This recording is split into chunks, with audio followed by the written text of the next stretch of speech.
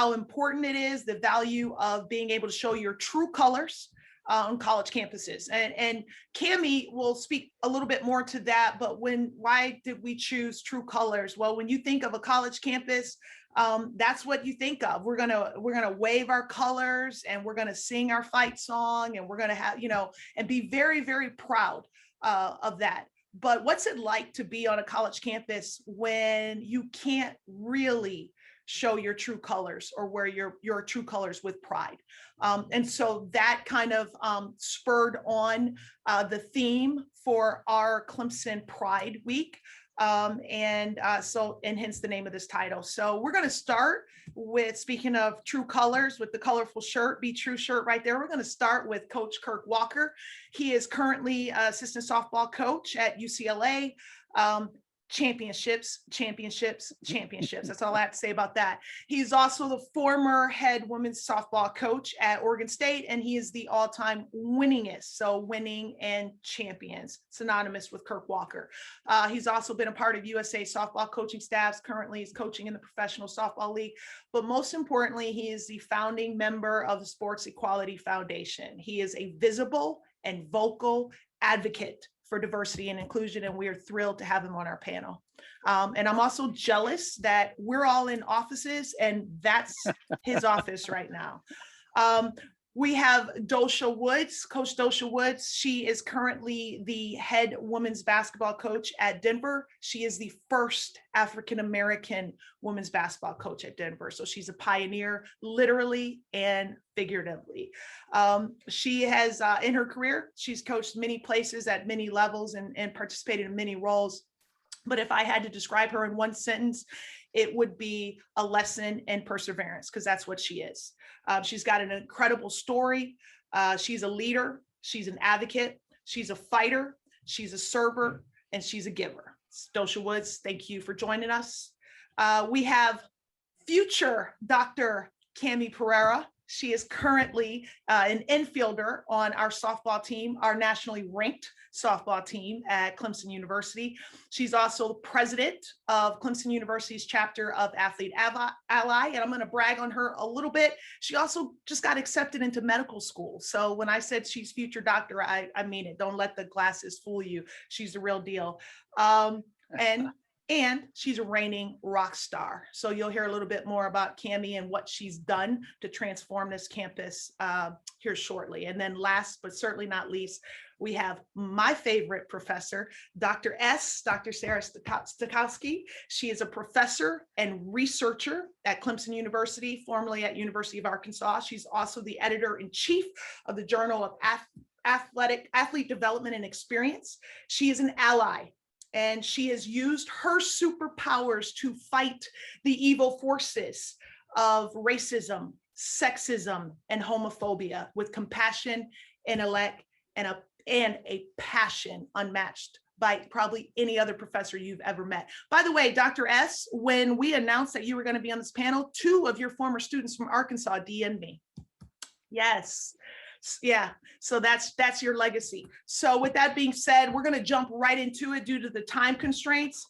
True colors. I kind of briefed everybody a little bit on that, but that's the theme of our Pride Games this year. All 4 of our panelists work on college campuses and to various degrees with athletic departments, athletes, and coaches, where school colors and pride are synonymous. So let's start with that. Doshia, can we start with you? What does living out loud and showing your true colors mean? Yes, thank you. And thank you for the introduction. That was very nice of you. I think for me, being at this position in my life and my career, having the ability to just live and just be me. I know that's so simple, but Kirk can attest to this. His time at Oregon State, is when I kind of just first found myself. And I remember then when I was dating someone, she wasn't allowed at the games. It was like wait at the end of the hallway. Corvallis is a small town. We couldn't eat in the same town. The person I was working for said that. So now to kind of go through that, and now to be in a position where I can just live, being that person who is obviously Black, female, and gay, being able to show up as all of those places on campuses. We're doing a lot of Zoom life and not feeling like I have to lock either part of my identities up. You know, if someone asks me to do something, I can show up and be my full self, and it's embraced as who I am. So I think about through that, and really just as simple as it sounds, to be able to show up and not feeling like I can't wear this shirt today because it's not Pride Month. You know, I can't, you know, wear my hair a certain way because it may be unacceptable. So being able to show up as my full self and whatever that may be for that day, and embracing all of it and feeling comfortable in all of those spaces. That's going to be a tough act to follow, but if anyone can, it's Kirk. So Kirk, what does that mean to you? Well, I think living out loud, living vibrantly, but living your true authentic self, I think is really what we want for ourselves, but we want to model for our student athletes. I think we are at a really amazing time in athletics where social justice and finding your voice and athletes having their voice is something that is widely encouraged, and it should be. I think for me, when I came out, it was 2005, and I was coaching up in Corvallis, and Doshia was up there alongside with me up there. But, you know, I think the ability to kind of just not have to kind of expend so much energy hiding was really something that was really empowering. And I think that for us as leaders in the sport world, you know, being able to empower everybody to be their authentic selves while elevating who they are as a part of a program is really what we strive to do all the time. Great. Dr. S, you are an ally to the LGBTQ plus community. You've done a lot of research in this work. I would love to hear from an ally on this. What does living out loud and showing your true colors mean? First off, thank you so much for putting this together and all the work that you're doing at Clemson. I'm so proud to be a part of it or even be asked. So thank you so much. I was really thinking yesterday, reflecting on Easter, you know, about my life and how I got here and preparing for this panel. And I self-identify as a heterosexual female. I had never really thought about the experiences of individuals who identify as sexual minorities. And maybe that's selfish, but also in my own social world, I didn't think about it. And about 4 years ago, I had a student athlete walk into my office and close the door, and Dr. S, I need to talk to you. And sure, you know, sit down, what do you need? And she looked at me and she said, Dr. S, I wanted to tell you that I'm gay and we need you to help us because when you talk, people listen. And I kind of, you know, sat back in my chair a little in shock, not that she was gay, but that she said, we need you to help us, because I thought to myself, well, what can I do? Who listens to me? But then I realized just listening to her was helping, and understanding that you know, people who identify as sexual minorities go through so much, and we don't realize it because we choose not to see it and we choose not to listen. And so I looked at this student and I said, okay, what do you want me to do? And she was like, you need to get involved. You need to get involved in GLSEN. You need to get involved in Athlete Ally. Why don't you have a sign on your door, you know, that this is a safe space? She's like, out of everyone I know, you're the one that we all come talk to. And I sat here and I didn't know what to do because I didn't know that these resources were even available. And so we started doing all of this research on student athletes that identify outside of the heterosexual narrative. And it was really life altering. It's changed the way that I speak. I oftentimes ask people their pronouns before assuming. I call my own partner, we would call it a boyfriend. I call my boyfriend my partner, and a lot of people look shocked that I do that, but I choose very specific language to show or try to demonstrate that I am an ally. And I never even thought of myself, to be honest, as an ally. But I think from these experiences, I've learned that our words matter, our actions matter. And although it doesn't maybe impact us, or we think it doesn't, that people are watching, and that it's up to us to really set the example.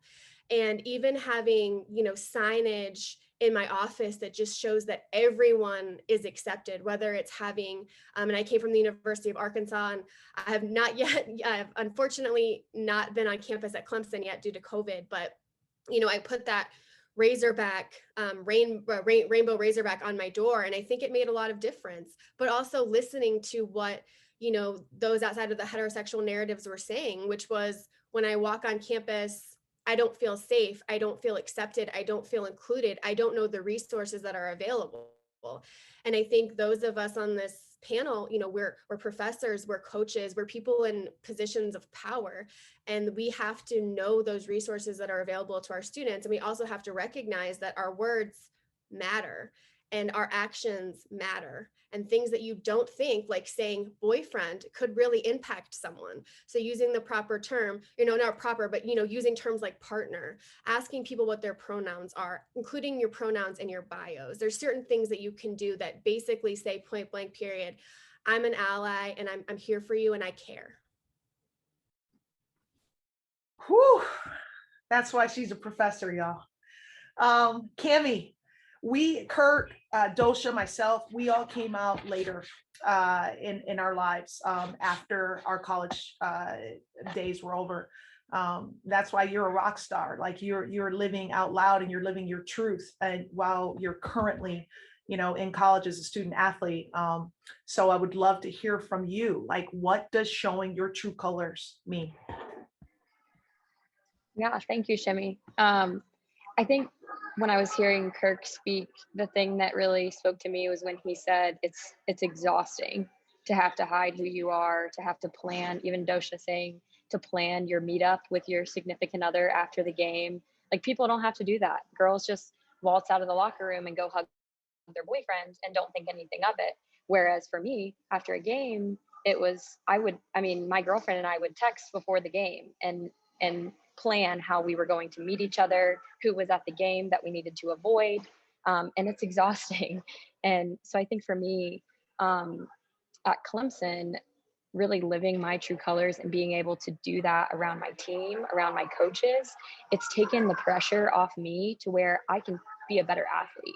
And talking to Dr. Stokowski and going through some of her research that we'll get into later, it has truly proven in research that having inclusive teams and having language that does not, like she was saying, has that inclusive language. And when your coaches are saying, today after the game, we're not going to have time to see boyfriends and girlfriends, instead of just saying we're not going to have time to see boyfriends or something like that. Just having that kind of support just takes so much pressure off you as a player. And I think there have been many times in my athletic career, my young athletic career before I was out, that it has caused me to perform worse because I was not open and out, and I had to think about some of those stressful things, whereas my heterosexual teammates didn't have to think about that. They didn't have to think about their significant other not coming to a game when one of their family members was coming that didn't know about them. And it truly is exhausting. And I still see some of my teammates or former teammates now that struggle with it. And I just want to be there to help for them, because I know how truly exhausting it is to be a student, to be an athlete, and to take on all of that, but to not be able to show your true colors truly feels suffocating. And I think that for me, that was the biggest push for me. And now it's encouraging other people to see how happy I am and to see how light I play. And it truly is because of the ability to live my true colors now. And at Clemson University, who would have thought? Not me, but here we are. And I just really hope that of the people that are listening right now and that are logged on and listening to this, that if you don't take away anything, you take away what that young lady said to you. I really hope that there are coaches and administrators that are watching and listening to her words and what she said to you, because that was really powerful. So let's go kind of keep going with that. We've got the Pittsburgh Penguins. We've got the Houston Rockets, Seattle Storm, the Gators of Florida, the Tar Heels of North Carolina, and now the Clemson Tigers. Pride games. All right. It's a growing trend in college and professional sports. What is the actual value in hosting these types of events? Dr. S. I think there's a really big misconception that if you host pride events, it will actually hurt your brand. And what research has actually found that it doesn't hinder your brand at all. Research has shown it doesn't necessarily help your brand, but it doesn't hurt it. So there's really no downside to hosting pride events. But I would think that for coaches that are on this call, I really think that it would help you. I mean, like you heard Cammy speak. It would help you demonstrate that you support those that are, the members of the LGBTQ plus community on your team. I also think that it would help with recruiting students that they know that they're going to come to a place that is very inclusive. But also I think it shows that as a university, like we are inclusive, we care, we hear you, we see you. But once again, I really want to reiterate, the research shows that hosting these events do not hurt you. And I can't tell you how many times I've had conversations with athletic administrators. And I always say, I really think that you should host a pride game. And the response I get is, we're just not there yet. And I honestly refuse to accept that. I think you just said it, if we can host pride events at a place like Clemson, which I think is seen as traditionally conservative, we can host these events anywhere. And it's just so incredibly important to show student athletes that they're supported. But with that said, and I think it cannot just be a student athlete led initiative. We have to have the support of the coaches and of athletic administration. The research shows this is also, this is a type of activism in a way. And maybe not activism as we traditionally see it, but it is. And the research on athlete activism shows that athlete activism truly only works if you have the whole support structure involved, from coaches to athletic administrators to the overall community. And so it's really important to get that messaging out. To get that messaging out. But once again, these events do not hurt your brand. They do not hurt it. Cammy, like I mentioned, we're just fresh off of our first round of Pride Games. We have 5 sports total that were involved. You were instrumental in the conception, the planning, and the pitch to senior administrators, trying to convince them of everything that Dr. S just shared with us. Can you share a little bit more about that and what this experience has been like for you from your perspective? Yeah, we learned from the fall. So we put out the My Story Matters and What is an Ally video in the fall. And for me, I thought it was as simple as, let's just take a video of people talking and post it. And I learned very quickly that is not how things work. And for good reason. There's a lot of people that need to have eyes on things, but I think the people at Clemson who have had their eyes on this project have been those allies that have really pushed this through. And there have been very specific people in our administration who have seen the value of this and listened to the pitch that I made and made a conscious decision to be an activist and be an ally and support me. And without that, like Dr. Stokowski said, it doesn't happen. I recently got an inquiry from a Duke women's soccer player, through one of our soccer players at Clemson, who wanted my number because she's been trying to do a pride soccer game at Duke for 3 years now and has not been successful. And so I have a call tonight with her to talk about kind of my pitch and how we got it pushed through. And so there's other people seeing this and there's other people struggling with this. And even to go off of Dr. Stokowski's point about recruiting, I got a DM on Instagram the other day from someone that said, I feel more comfortable coming to Clemson in the fall, knowing that there are people like you willing to stand up for people like me. So whether this person is an athlete or not, that's an individual that is coming to Clemson University and didn't feel comfortable until seeing something like this come through. They're a very big athletics fan. And I think that while they already decided to commit to Clemson, this was a fear and a worry in their mind. So I don't want to go too much off onto a tangent there and spoil some later questions, but I think that just kind of following up on Dr. Stokowski, Kirk, I think you had a point to make too.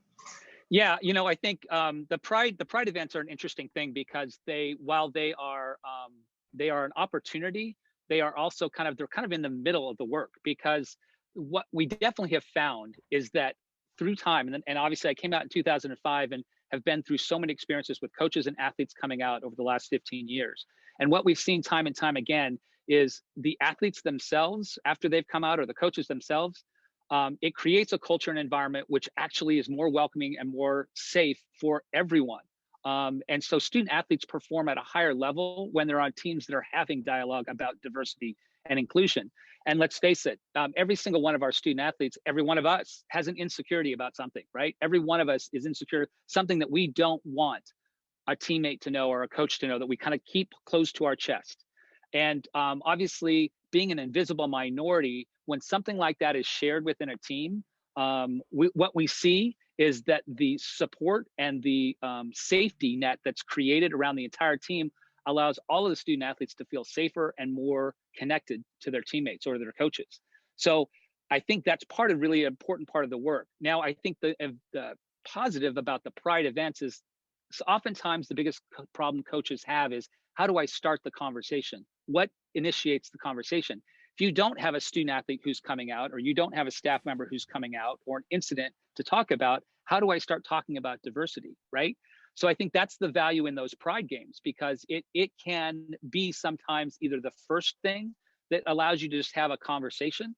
Even if there's no LGBT players on the team, there's nothing wrong with having a Pride event, right? And I do think the lasting effects and the long range effects far outweigh positive effects far outweigh any negative that would ever happen. Again, in my 15 years, the number of Pride events that we've started to see happen on a regular basis are empowering.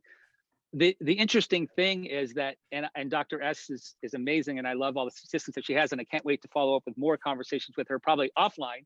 But we just did a study with almost 1,000 student athletes who have been out on their teams, and that's about 250 high school and about close to 750 collegiate athletes who were out on their teams. And there's some amazing data that will be coming out here in the next month that just proves and shows that the thought that talking about LGBT issues is divisive on their teams is completely not true.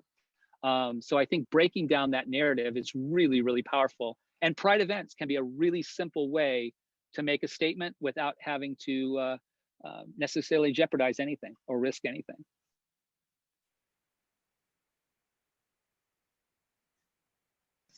Muted, Shimmy. Muted, Shimmy. Unmuted. I said, I told you guys that this was going to be amazing. We're going to stick with Kirk because I read something that he said a while ago, and it really impacted me. He said, and I quote, "Every second an athlete or coach spends on pretending is wasted energy." We touched on that a little bit, but I would really like you to dive deeper and please elaborate on that.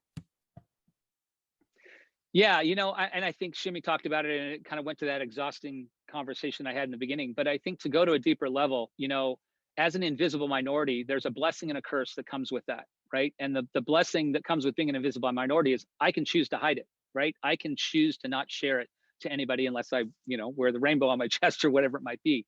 So that's a privilege, right? But it often comes about out of fear, right? It's not generally just a personal choice. It's generally based out of fear. And with that comes a lot of burden. The burden is that every time I hide versus I just don't share, you're expending a lot of energy. And anybody that's come out, anybody that's been LGBT can say, every time you walk in the locker room, every time you speak, every time you look, did I look the wrong way? Did I sound the wrong way? It's 24/7, 7 days a week, nonstop. As long as you are awake, you are constantly measuring and questioning, did I say the wrong thing? Did I say it in the wrong way? Did I look the wrong way? Whatever it might be. And if you can just think about a nonstop conversation going on in your head on this, the amount of energy that's wasted is just purely laughable. Because if you can take that energy and free up and be able to put that into your athletics, put that into your academics, put that into just being a better teammate, without that fear, you really can start really becoming the best, true, authentic version of yourself. We as coaches, there's nothing more that we want, right? I mean, Shimmy and Doshia, we can talk about it from a coaching perspective. Our whole passion is taking our student athletes and elevating them to be the best version of themselves, and us being able to facilitate that. And if we as coaches aren't creating an environment where LGBT athletes are feeling more empowered, we're not even doing our job and we're not getting the most out of them. There's more there for them to give. And so it really, that invisible minority status is something that we have to truly understand. And I think Dr. S talked about it a little bit, but just knowing that it also comes with a lot of personal self-hatred, right? Every time I'm denying who I am, I'm actually really psychologically really beating myself up. And over time, that takes a toll, right? And if that toll gets to a breaking point, we see a lot of people that just have eating disorders or have, do personal harm or abuse drugs or alcohol, often because of that internalized hatred of hiding. So the interesting thing, like I said, being invisible is a privilege, but if it's done out of fear, then it starts to create a self-hatred that we really have to be careful of. And let me yes. what Kurt just said. When I made my transition from Oregon State to University of Missouri, and by this time I was, dating someone else, and I was a lot more confident that I was dating the person who I'm now married to. And I remember us just saying, we're not going to give people a choice. We're just going to go and just show up as ourselves, because you're right. It does get exhausting, and you're trying to navigate all of these different ways to live, whether it's like your family, obviously players that we're coaching. So we made a conscious decision. We're just going to show up. If you ask, yeah, this is my girlfriend. If you ask, it's not, we're not going to hide who we are and how we live and how we speak and how we are. So if you ask, we're going to tell you the truth. If you don't ask, then that's on you, but we're not hiding. We're not going to go to the next town over to eat or things like that. It was a conscious decision that I know made our relationship healthy from the beginning. All right, let's Doshia, let's stick with you because I think you are the trifecta. You are Black, female, and LGBTQ. And you recently got your first head coaching job, like I mentioned earlier in your intro. How much weight did you put on being supported as LGBTQ in your decision-making versus being supported as a Black woman? Or was the level of support you'd receive as a member of the LGBTQ plus community important to you at all? For me, all of those, it's funny that you call it trifecta, because I used to call myself 3 strikes. And about a year ago when all of this started, I'm 3 strikes, but if you know me, I'm gonna keep showing up. I'm gonna keep getting up to the plate, and I'm gonna keep trying to figure it out. And I actually did a Zoom with a high school friend who was a white female and just wanted to introduce her kids to something different. And I think her daughter is like 11. And so I was telling the daughter, yeah, I'm 3 strikes. She goes, I prefer triple threat.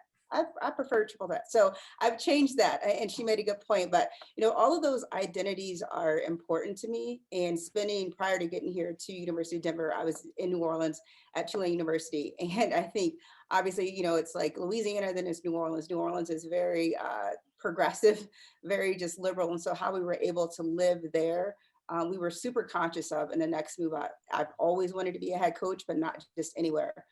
We had the opportunity to just live and be us. Easter was just this past week, and it's actually our usually big kind of Easter gay parade there, Southern Decadence. And we just had a chance to dive into all of these different areas and not feel guilty about it, not feel ashamed of it.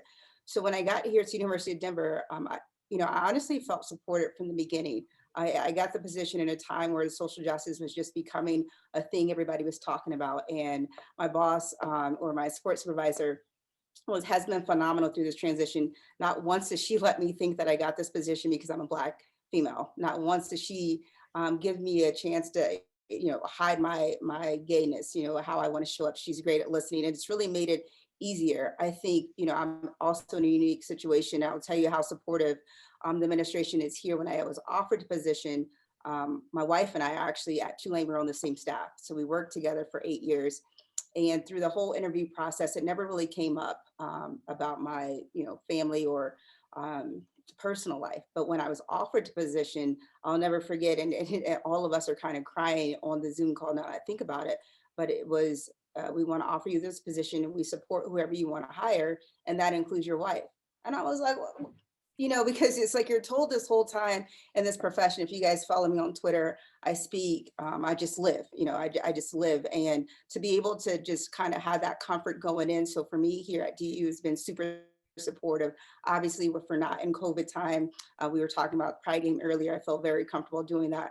But what I've enjoyed most about my transition here, any other place that I've been in, I don't feel like I have to suppress any part of myself. I don't feel like I have to suppress being a female, being Black, being gay. I can just show up in all these spaces, and people embrace it, and they want to listen what I have to say. And so I don't think there's any bigger compliment that you can kind of give the people that you're working with, is to be able to show up as your true self and not feel guilty about it. We've definitely touched on, yeah, Kirk's applauding. We've definitely touched on a little bit of this, and I think Kirk was just hit it so eloquently when he just talked about how our authenticity as coaches, that's our greatest coaching strength. And we've all heard this: shut up and play, or shut up and coach. And I know that our lives would be so much easier if we did. So why don't you, Cammy? Why don't you just shut up and play? I think for me, when I think of that phrase, I'm reminded of a recent incident with the women's NCAA basketball tournament. I mean, those girls could have shut up and took their 2 little dumbbells that they had and taken the sad excuse for a weight room and been okay with that. But we're in a generation now, and Shimmy, and we were talking with Jordy the other day, and she was just saying, I love your generation. And I truly believe that if those girls would have shut up and play and just taken that, it would have been swept under the rug completely. And it was going to go completely under the radar. And that goes for the same thing of all of these other issues. If there's nobody out there telling their coach that it's not okay to just be addressing, if it's a male sport, saying your girlfriends, or if it's a female sport, just saying boyfriends, then there is a player that is feeling suppressed and is wasting their energy, and then still being asked to go 3 for 3 or go shoot free throws. Like they're still being asked all of the same things that their teammates are having asked of them, while trying to bear the burden that the people around them are placing on them. Because when it comes down to it, it's up to everybody else to accept you and include you. It's not your job. And I think, as myself, for a lot of my life, I've made it my job to try to get everybody to accept me. And whenever I just realized that if I just put it out there and leave it to everybody else to try to figure it out and figure their thoughts out, that's a lot of weight off me. So I think the shut up and play mentality, it's like, it seems like it would be easier to not say anything. But then once you put it out there, it's not your job to deal with it anymore. Once we put out these pride games, and once we went through the hard work that it took to get them through, now we just sit back and read the awesome comments that people are posting, and we just reap the benefits of it, while the ones that are struggling with it can deal with that on their own. And it's great that those conversations and those windows have been opened, and I'm happy to have those conversations with teammates or other teams or coaches. And I think that's great that we're opening up those windows. But the shut up and play mentality is the same exhausting mentality that we've made kind of the theme of this call now, that it is truly exhausting to shut up and play, because when you're being quiet and when you're doing all of that, you're being quiet to the public, but inside your head, it's very loud. So it is not very quiet inside. So I definitely think that it seems easier, but it wouldn't be. And you would be very suppressed personally, instead of putting it out there and letting people deal with their own biases or their own previous misconceptions. That's great. Yeah. Yes, Kirk. Shimmy, I mean, I wanted to feed right off that. And I think, it's so amazing to have tremendous allies out there. And Dr. S clearly is one of those. And I do think that, this is kind of what Doshia talked about, she was living authentically, but wasn't necessarily living visibly, right? Wasn't necessarily putting it out there. And that's a really important place to get to, right? And that's a really empowering place to get to. And then I always challenge Doshia and Lindsay, and I've always challenged any of the coaches, when you do feel that you are in a place that you can be more visible, by all means, take that opportunity, because it's not that all of us need to jump onto Pride Float and be waving the flags, but at the same time, our greatest power to affect culture and change, while allies are important for creating space, it is our responsibility to have the dialogue and have the visible nature to be able to change culture. Allies will never change culture, right? The culture will only change when it is us standing up visibly because of our allies creating that space. So it's a dual edge, attack on the change in culture. And so some of the great work that I try and really focus on right now is that visibility aspect, because you don't have to necessarily be a spokesperson, but just being visibly authentically yourself will have a ripple effect that will go on beyond people that you even know, not only on your teams, in your community, but across the country. And so while it's not important to always be out visible, it is powerful. It is powerful. And I think just to piggyback on that, and Kurt, you definitely have put the pressure on. And, I think for me, I'm super active on social media. So I feel, especially Twitter, I feel like it gives me a chance to put my own narrative in my hand, right? To just kind of put the story out there. And I remember, earlier this season, after our first win, there was a story that, I just didn't, I wanted, if you're going to tell a story, tell a story. And so I ended up doing an interview and just kind of did the whole, coming out. But to your point, Shimmy, about shut up and dribble, I think for me, my wife and I, we know we're throwing a lot at people. It's like, hi, we're lesbians. Hi, we're married. Hi, we're interracial. And so it really has helped us just with the players that we've been able to coach and mentor, is people think, you name it, we've tried to help, whether it's, relationship problems, family problems, things like that. And so I think for us, for me personally, I can't speak for her, she's not on this call, but for me personally, to shut up and dribble, I feel like I would be doing our players and those that I mentor a disservice. I think it's important to show up and to be in a position to kind of offer all these different aspects, even if they are in a straight relationship, talking about healthy relationships. So we talk about healthy relationships, we don't talk about either or, how are they treating you? So I think that this whole idea to shut up and dribble as coaches and people in a position of leadership, to Cammy's point, we really are doing those that we're surrounded by a disservice. I think you need to do what's comfortable in your personality, right? If you, like being visible, if you like certain things, to do that, but to show up and to be present and to be able to be in a position to kind of help. I always say, college for me, what I love coaching about at this level, is the last step before adulthood. So they're double dutching, 1 hour they're a kid, they don't want to text you back, and the next hour they're trying to be a grown up. So it's like this double dutch that you really have an opportunity to kind of help them find themselves. And I think to be able to help them navigate that, especially now after all my life experiences, is something that I take a great deal of pride in. Cammy, I'm stealing that one, double dutch. Yeah, That one. I like it. It I was totally gonna say- applies. I'm like, oh my gosh, that is so accurate. I'm like, I love it. Cammy, you didn't know that you could double dutch, did you? You don't even know what double dutch is, do you? Oh yeah, I went to elementary school. Okay. No ma'am, but can you double dutch? No ma'am. I can. Are you turning or are you jumping? Dr. S, we've heard from the perspective of why these coaches, this athlete, they don't believe that they should just shut up and coach or shut up and play. But from an educator's standpoint, from a researcher standpoint, why is it important that they don't shut up and just play or coach? Well, as I always tell my students, we have a responsibility to leave the world better than we found it.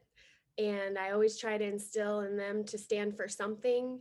And I think so many times in our society, we think in order to make a difference that we need to be really loud and we need to march and we need to, be very dramatic. Drastic in our intentions. And that's not always the case. And that's not always how everyone shows activism. So I think it's really important for people to know that you can show activism just by, like I said, using the word partner, as opposed to boyfriend or girlfriend. But also I remember this time when I was talking to a sports psychologist, and he called me and he said, "I'm really offended you haven't asked me to speak to your class." And my response to him was, "I'm really offended that you don't have a support group for LGBTQ plus student athletes." And so I think just and that it sounds so simple, right? But it shouldn't be this hard. I mean, having support groups for LGBT plus student athletes, that shouldn't be hard. That should be relatively easy. And I really encourage every coach, every institution listening to have some type of support group for their student athletes. It makes a world of difference. But also, like reading reading your policies and your student athlete handbook. So I'll give you another, I guess I tried to be active in this. I was reading an athletic department handbook, and it literally said, if you are questioning your sexuality, please go talk to your athletic trainer. And my research team was like, are you kidding me? Because why does someone normally go and see an athletic trainer? I would argue you go see an athletic trainer, for rehab, you go see an athletic trainer for preventative purposes, but it's mostly, in my mind, for some sort of injury. And so if that's the policies that athletic departments have, to go see your athletic trainer if you're questioning your sexuality, well, clearly we need to educate ourselves. And so I kindly called that athletic department, and they said, I don't know if you realize this, but this is what is in your student athlete handbook. And the response I actually got was, really? I don't even think people know what is in their student athlete handbook that can be perceived as stereotype threat. And it's very concerning. So read your words, read what's in the student athlete handbook, read what's in your university handbook. Make sure that your websites that have resources to this population are active, and make sure the phone numbers work. I mean, it sounds really simple, but in our research, it's really crazy to me that when we're going through and looking at, institutional support, athletic department support, how many resources that these institutions have, but yet you call the number, you send off an email, and the email bounces back to you, or the phone number bounces back to you. So just, be present. I think that Coach Woods said that a lot. Just be present, be aware, and you don't have to do something really drastic to be an activist. Just something as, hey, you need to have a support group for your LGBTQ plus student athletes. Like that's important. I love how you said that you kindly called the athletic department. I don't know if they would say it was kind, but I really try. But also I have learned that kill them with kindness is a real thing. And so how, the way that you choose to approach things also will really determine and I'm sure that that Cammy can say this when she met with administration, how you approach someone is really important, because if you go in, I think guns blazing, you're going to get a very different reaction than if you just simply say, hey, are you aware that this is your policy? And like I said, the athletic department I really don't think they knew. I think that in athletics, we have so much turnaround that we really don't read a lot of the things that we have out there and posted, and we don't realize that people do look at that, and those things do matter. Dr. S, because when you say this, I literally envision, oh, well, this must have happened like in the 50s or 60s. Clearly it didn't. What year was this? When did this happen? Oh, this was last fall. So fall, like 2019. 2019. But yeah, I don't think that, like I said, I don't think people are really aware. And also, like, speaking of social media, if you see athletic departments that are doing a good job and that are really promoting and supporting the LGBTQ plus student athletes, tell people what they're doing, like retweet, ask questions, because I think that athletics in general is just so scared to let people in, because we think that, oh my gosh, people are going to expose us. For the majority of us, we're not here to expose anything. We're here to make the lives of student athletes better. And I think all of us on this call can probably agree with that. Mm-hmm. But if you're doing something that's really awesome, share it. Tell people about your experiences. Don't be afraid to be like, oh, we have this here, we can't share it, but they can't have it anywhere else. A lot of places do a really good job in supporting their LGBTQ plus student athlete population. And unfortunately, that's not replicated throughout the membership. Athlete Ally has done a good job with their Athlete Ally Index. If you're unfamiliar with that, they actually just, I believe, updated it in 2020 or 2019, relatively recently, but you can go on there and look at, and it's by conference and then by institution, and see what all these different schools are doing, and reach out to them and be like, hey, you have 100% an Athlete Ally Index rating. Can you tell me what you're doing to support your LGBTQ plus student athletes? And if you're an institution that has, which at a lot of institutions I've been at, we have a 50% or below in an Athlete Ally Index ranking, and why is that? And what do we need to do to get those numbers to that 100%? And I want to touch on that just a little bit because, while that Athlete Ally Index is kind of out there, it's also, it's only a snapshot, right? It's only what is visible.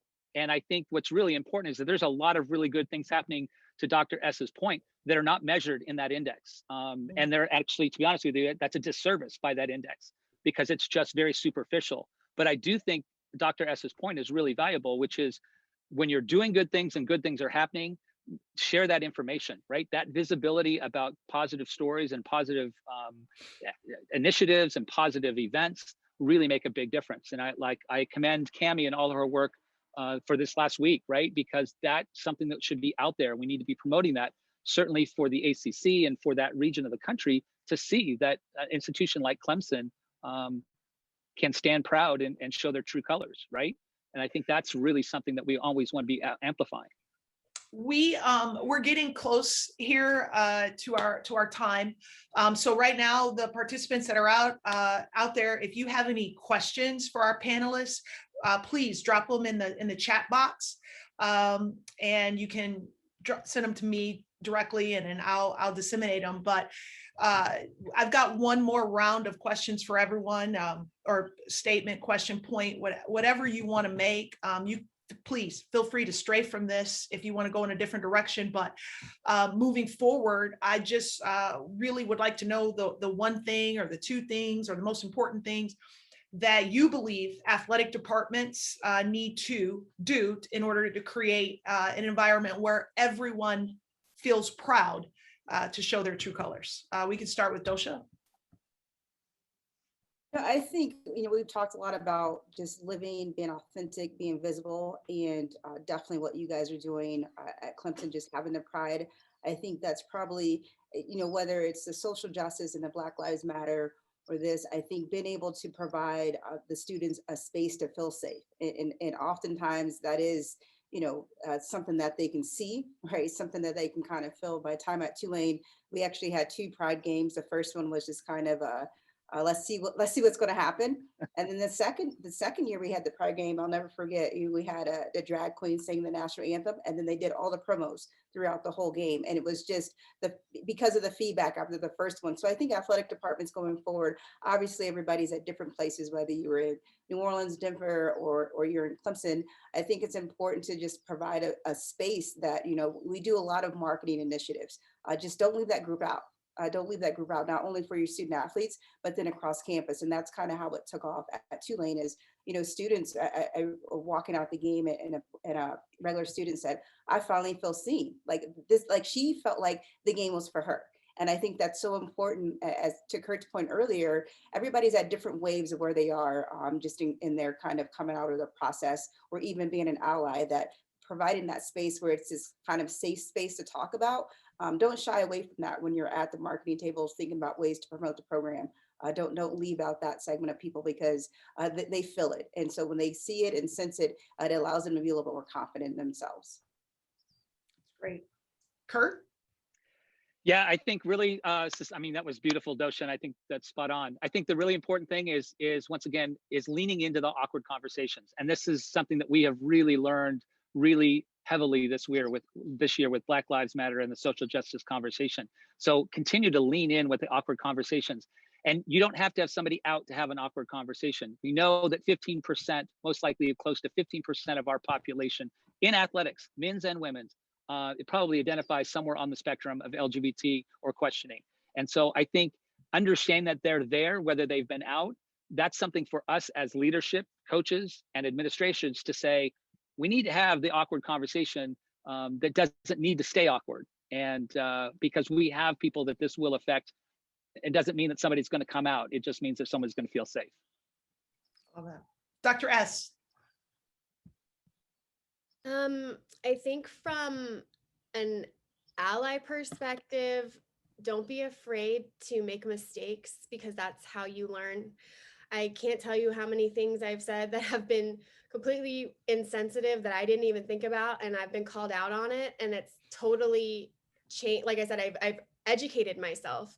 And so as much as I want to say, like, walk on eggshells, don't say anything wrong. No, like, like it's okay to say the wrong things because you learn from saying the wrong things, if that makes any sort of sense. And then also from an athletic department perspective, in my mind, the two really key things are signage. You know, athletes and students in general need to walk in a college campus where they feel safe, and it's so important to just have signage everywhere. So whether you have all faculty, which I think that all campuses should go through Safe Zone Ally training and give them stickers to put on their door. I think athletic departments need to have all of their athletic employees go through Safe Zone Ally training so you can put those things on their door. It's very important, but also just recognizing that there's certain things that might be in your office that you don't even realize that could send this kind of signal that you're unaccepting. And this was really shocking for us in our research. And whenever we talk to student athletes or athletic department staff members that are members of the LGBTQ plus community, they always bring up the topic of religion. And we found this so interesting because we never asked, because we never thought about it. But we've heard things of, I walk into someone's office and I see a cross and I immediately think I'm not going to be accepted. And as a Christian, that breaks my heart. And so we really need to reevaluate, why is that? Or maybe what do we have in our offices that can be perceived as us not being accepting? And that kind of goes back to my original point of make mistakes, but also don't be afraid to, you know, to speak up and be like, hey, can you kind of tell, like, why do you have this in your office? Or what does this kind of mean to you? Get to understand people.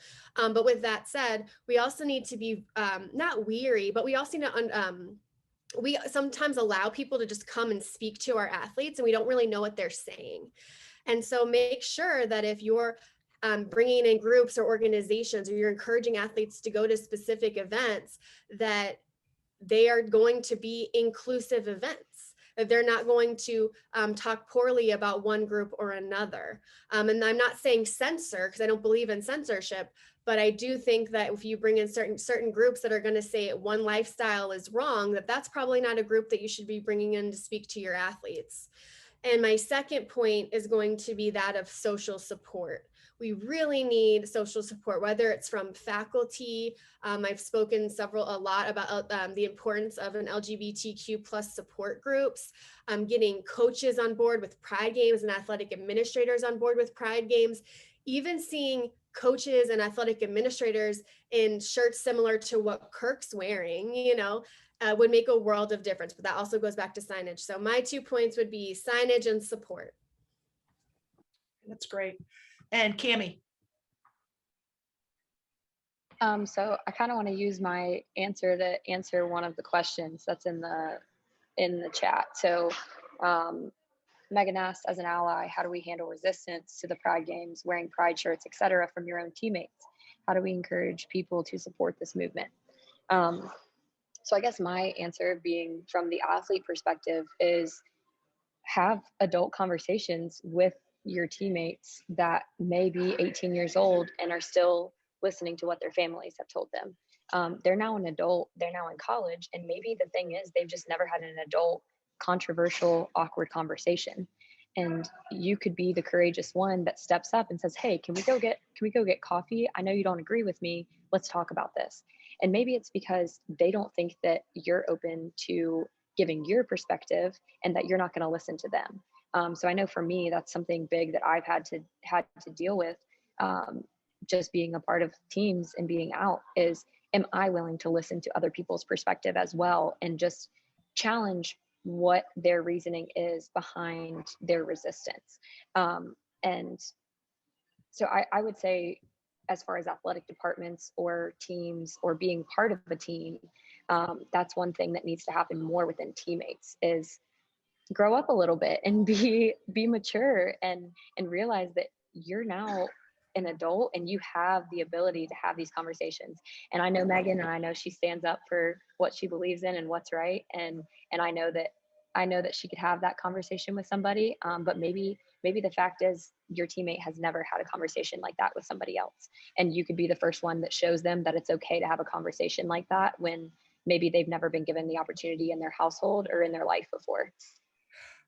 Once again, this is the future ladies and gentlemen, Cammy, Dr. Pereira right there. This is our future. We have another question that anyone can take this, please. Why is there a greater stigma around pride than there is in celebrating a unity campaign that so many athletic departments and conferences and universities around the country has adopted this year? I unmuted myself because I couldn't wait to answer this one. I think it's one of those, sexuality, and that people often think, oh, it's a choice, right? It's a choice. And, many of us who have kind of gone through this, Shimmy talked about coming out later in life, because you fight that, right? You fight that what you've been taught religious. I remember the year that I spent at New Mexico State, and I spent more time at church than I did in my office, because I fasted one time for 4 days. I tried so hard to be straight. I mean, it was like, it is because it was ingrained in my head. I know everybody grows up different, but definitely the religious component. So I think when people think of pride, it's like, well, you can just choose to be different. So it's hard for people to kind of rally around that compared to the unity. Obviously, oh, I'm not racist, or I don't want to, think of it that way. But so I think it makes the conversation a lot more difficult when you add that part of just how you identify, only because people really think that it's a choice. So I think these conversations are important that we're having. Being authentic and living is important. And I think that to kind of make sense or make peace with that is just almost one of those people don't know what they don't know. And to Cammy's point, the conversation is so important. We learned that a lot with the social justice, that it helps, me having conversations.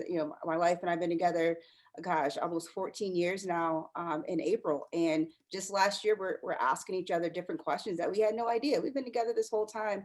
And, I would say something just growing up Black that she didn't know. She'd say something growing up white that I didn't know. So being able to have those conversations, we need to do more of. And I think there's so many misconceptions around the LGBTQ community that as we continue to have these conversations will help kind of shorten that gap. But I think on layman's terms, it's easy to say, oh, no, I'm not racist. And it's harder to say that I'm homophobic, because it's based on fear, based on really a lot of unknowns. To jump right onto that too, I think that some of the important things to talk about that kind of go with both of those questions, which is, does having a pride event or wearing this diminish you? And if it doesn't diminish you, then why are you so fearful of it? Because the interesting thing is the why pride is important is because there are individuals and a high percentage of youth that consider killing themselves or harming themselves because of their sexual identity, and that they're not comfortable with it. So I don't know that you can say the same thing for somebody that identifies as heterosexual. If your sexuality causes you to think about self-harm, then yes, it should be something that is celebrated. It is something that should be diminished, or that stigma should be diminished, right? So I think it gets down to the core of it. Why is pride important? Because there are kids that are still killing themselves because they feel like they're alone. That's it. Pure and simple. It's not to elevate ourselves above the other part of the community. It's to send the message to those that are minority groups that are in a very desperate situation. I have one last point too. Yes, go ahead, Cammy. And I feel like the unity campaign as a whole, we can isolate the Black Lives Matter campaign, we can isolate Pride, we can isolate women's empowerment, but the unity campaign as a whole, to me, is celebrating, creating awareness, creating a space, and protecting people that suffer from the same system, the same white heterosexual cis privilege. And I think that whenever you look at the unity campaign as a whole, I don't think that there's the understanding of that. I think that people look at unity and think that it was a nicer way to say Black Lives Matter, or a more watered down way to say Black Lives Matter, when that's a completely different thing. We got to put all our energy into Black Lives Matter. We can't just water that down and say that that's something that we can just throw into a bag. We have to put all of our energy into these individual things, because they're all from the same system. So I think that there's just the understanding that's lacking there of unity and what actually is unity. It's not just a nicer way to say Black Lives Matter. It totally entails that. And whenever you break up at Clemson, we have our affinity groups. And when you break up our separate affinity groups, each one of us is wholeheartedly supporting and pushing for our personal thing that we're attached to, our group that we're attached to. But unity is all encompassing, and we need 1,000% pushing towards all those things. But for me, I think it's just the lack of understanding that unity is not just for the recent oppression and the recent injustices, and it's encompassing a lot of groups. And so there's just understanding that I think that needs to be had within that word and within that movement a little bit more. I think that's a great way to end it. I think that's a perfect way to end it. Went a little bit longer. So those of you that stayed in there with us, I really appreciate it.